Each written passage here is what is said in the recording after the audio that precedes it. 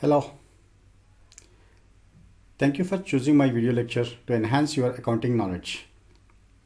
I am Professor Ramakrishna and this is my YouTube channel Archiversity. Through this channel, I share my knowledge in accounting with the students like you across the world. In this lecture, I am going to explain you the concept of qualitative characteristics of accounting information. As you know, the main purpose of accounting is to create information or to generate information which is helpful for the users to take informed judgments. So without any delay in introducing, I'll take you to the qualitative characteristics of information topic and I explain this topic in detail. One of the main objectives or purpose of accounting is to provide information, that is accounting information, to different users. When you're talking about different users, these users may be internal users or external users. Like internal users like owners, management. Owners are internal users. Management is internal user. Then we have external users like investors, then bankers. So these are all external users. So accounting provides these users different information, and with this information these users will be able to make decisions. So the criteria or objective of providing accounting information is to help stakeholders take decisions. So in this decision making process, the information that we provide through our accounting should have certain qualitative characteristics. So when you're talking about a qualitative characteristics, these are not visible. Normally when we talk about accounting, we think about a quantitatives. So when we say quantitatives, all this is expressed in terms of numbers and in terms of money, like 10,000 rupees or $1 million. Likewise, we express all this in terms of quantitatives or numbers. However, to draw this quantitative information, we need to follow certain qualitative characteristics. So the constraints is that while making an information, we have to check with the cost and benefit. So whatever the information that we are providing, that should be a less cost than the benefits. In the sense, the benefit should be more and cost should be less. And furthermore, the information that we are providing should be material. In the sense, there should be a strong evidence or support for whatever that we are giving. And when it comes to the user specific qualities, that is the different types of users we are talking about. So the accounting information that we are providing to the users need to be understandable. The understandability should be there.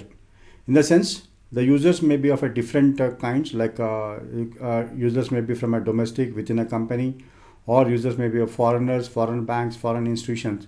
So whatever the information that we are providing should be easily understandable to every stakeholder. That means we need to be very particular, very meticulous in providing our accounting information.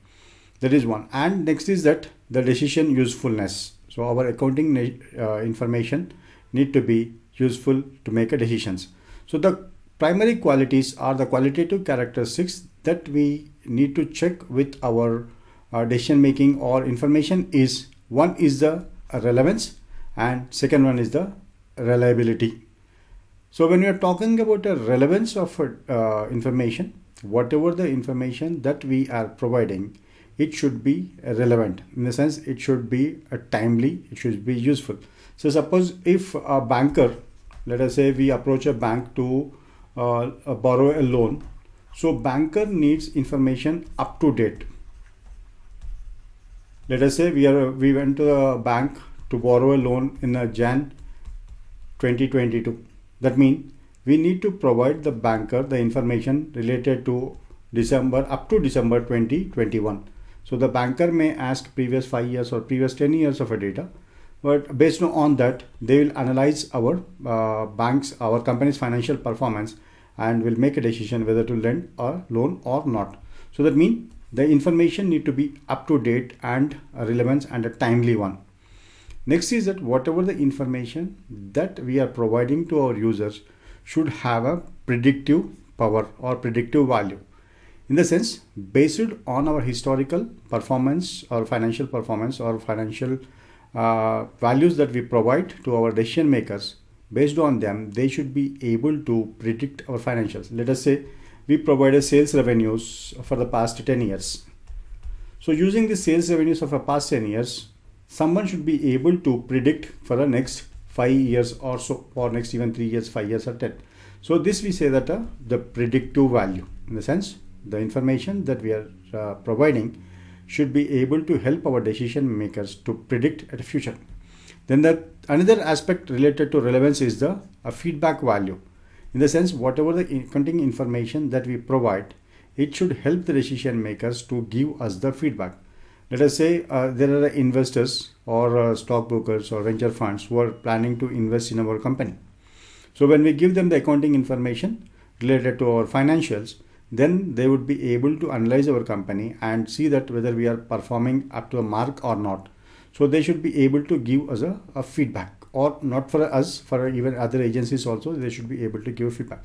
So these three are that is a timeliness, feedback value and predictive value comes into the category of a relevance. Then whatever the accounting information that we are providing need to be reliable. Reliable in the sense that need to be people who are taking the information should rely on that, should be trustworthy, in the sense the information which we provide is genuine and without any errors and mistakes, so that they can verify our financials, go back and check. Even if they check, let us say we are providing information to the tax authorities. So whatever the sales revenues that we are showing, expenses that we are predicting, so that should be verifiable for the tax authorities. Otherwise, what happens is they feel that we are misappropriating our funds or writing a wrong entries. So to avoid that, our accounting information should be verifiable. Then representativeness and faithfulness. In the sense, whatever the information that we are providing should be faithful, accurate. Then neutrality. There should not be any bias, whatever the information that we are providing. This should be objective, in the sense whatever the facts and figures are there, we have to explain the facts without any manipulating or without doing any facelifting or window dressing to our accounts. Then in other aspects, our information what we are providing should also be comparable and consistent. So when we are talking about a comparability, so the comparability is maybe within our financial years. Let us say we provide information for a 2020, 21, 2021 and 22.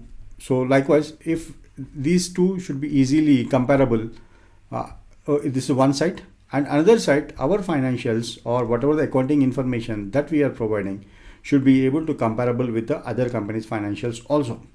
Then next is that the consistency. So whatever the accounting records principles we are following, the methods that we are following need to be consistent throughout the period.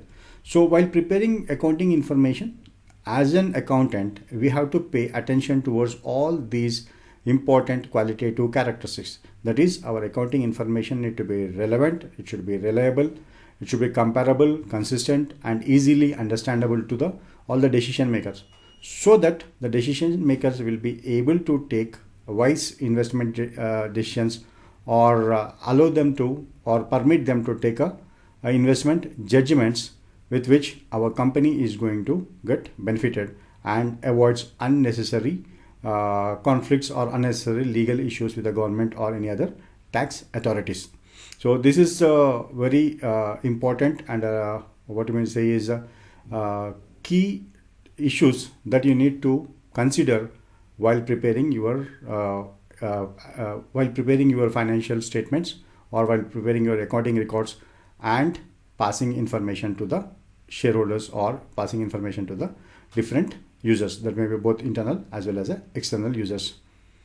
Thank you for watching this lecture. Keep watching, there are more topics in this series, that is introduction to financial accounting. So I am creating multiple videos on this particular topic, so that this course will create a strong foundation for you in understanding the financial accounting.